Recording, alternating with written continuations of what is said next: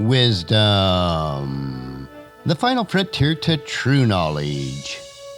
Welcome to Wisdom Trek, where our mission is to create a legacy of wisdom, to seek out discernment and insights, to boldly grow where few have chosen to grow before. Hello, my friend. I am Guthrie Chamberlain, your captain on our journey to increase wisdom and create a living legacy. Thank you for joining us today as we explore wisdom on our second millennium podcast. This is day 1276 of our trek, and it is Worldview Wednesday. Creating a biblical worldview is important in order to have a proper perspective on today's current events. To establish a biblical worldview, it is required that we also have a proper understanding of God and His Word. Our focus for the next several months on Worldview Wednesday is mastering the Bible through a series of brief insights. These insights are extracted from a book of the same title from one of today's most prominent Hebrew scholars, Dr. Micheal S. Heiser. This book is a collection of insights designed to help you understand the Bible better.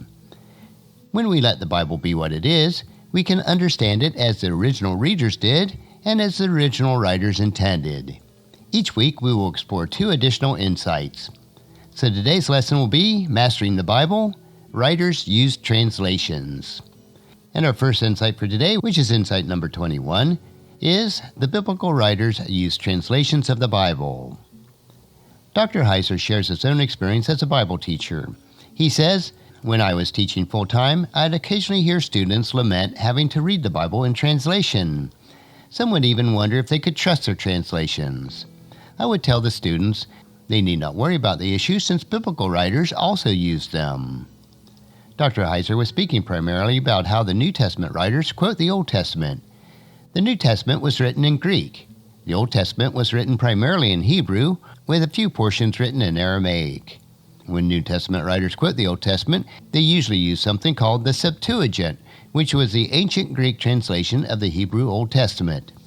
It is interesting to note that the Septuagint wasn't always literal in its translation of the Old Testament.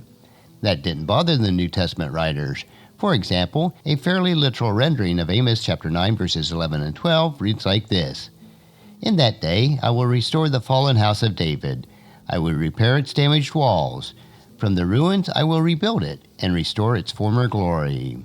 And Israel will possess what is left of Edom, and all the nations I have called to be mine. The Lord has spoken, and He will do these things." In literal terms, the prophecy seems about repairing a physical structure, perhaps a tent booth like mentioned in Deuteronomy chapter 16 verses 13 through 16, or possibly even a wall. Many readers would anticipate the prophecy is about the rebuilding of David's house or, by extension, his dynasty. The result would have been what is left in Eden of all the nations would be possessed by the house of David. The writer Luke quotes this passage in Acts chapter 15 verses 16 and 17, but the wording changes in his rendition. And here it is: "Afterward I will return and restore the fallen house of David. I will rebuild its ruins and restore it, so that the rest of humanity might seek the Lord, including the Gentiles, all those I have called to be mine. The Lord has spoken." Notice that Edom becomes the rest of humanity in Luke's rendering, while the nations become more specific to the Gentiles. The reason for this difference is that Luke was using the Septuagint. Edomites in the Old Testament were estranged relatives to Israel. In the context of Acts chapter 15, because of Jesus, David's heir, the Gentiles and everyone estranged from God can now be part of the people of God. The Septuagint translation actually makes a theological point of Amos 9 more clear, despite its more than literal wording. The lesson is twofold. First, the biblical writers were not afraid to use translations, so we shouldn't be afraid of it either. And second, sometimes literalism isn't the best way to read something.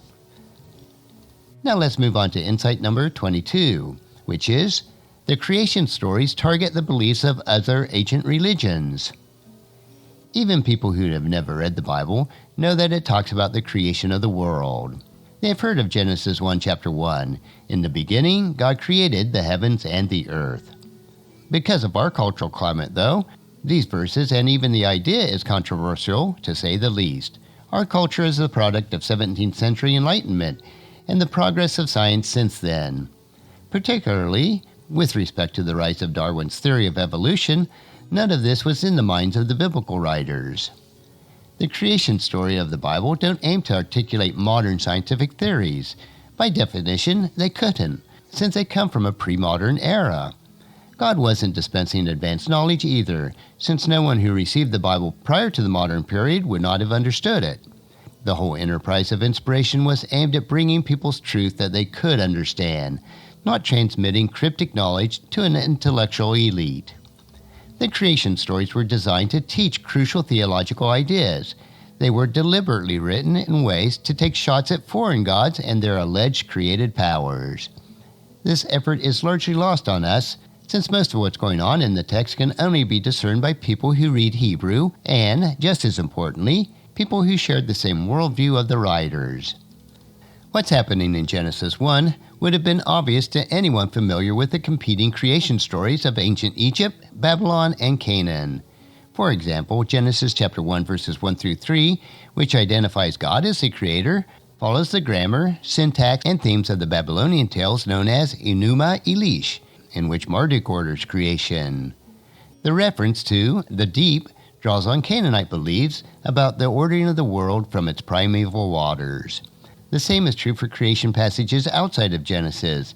Psalm chapter 74 verses 12 through 17 links creation to God slaying a great sea beast. Ancient readers would have known that this is a backhanded slap to the face of Baal, who defeats the sea dragon in Canaanite myths. The notion that God created by the spoken word in Genesis chapter 1 verse 3 is a direct attack on the Egyptian creation beliefs preserved in the Memphite theology, where the god Ptah was thought to speak everything into existence. The biblical authors were clever and fearless in putting forth their fundamental theological claim. The world of human existence is a product of the creative power of God of Israel, and no other God, period. We process Genesis in the light of our own age and intellectual battles. To do this is to impose a foreign context on the Bible. When critics chide the Bible for not being scientific, it is they who are ignorant. It is intellectually bankrupt to criticize something for not being what it was never intended to be. The claim of the biblical writers was a supernatural one, affirming the reality of a creator. We need that message even more today than ever, since the worldview of many cultures are predisposed to rejecting the idea of God. Well, that will conclude our lessons for this week on another 2 insights from Dr. Heiser's book, Mastering the Bible. Next Worldview Wednesday, we will continue with 2 additional insights.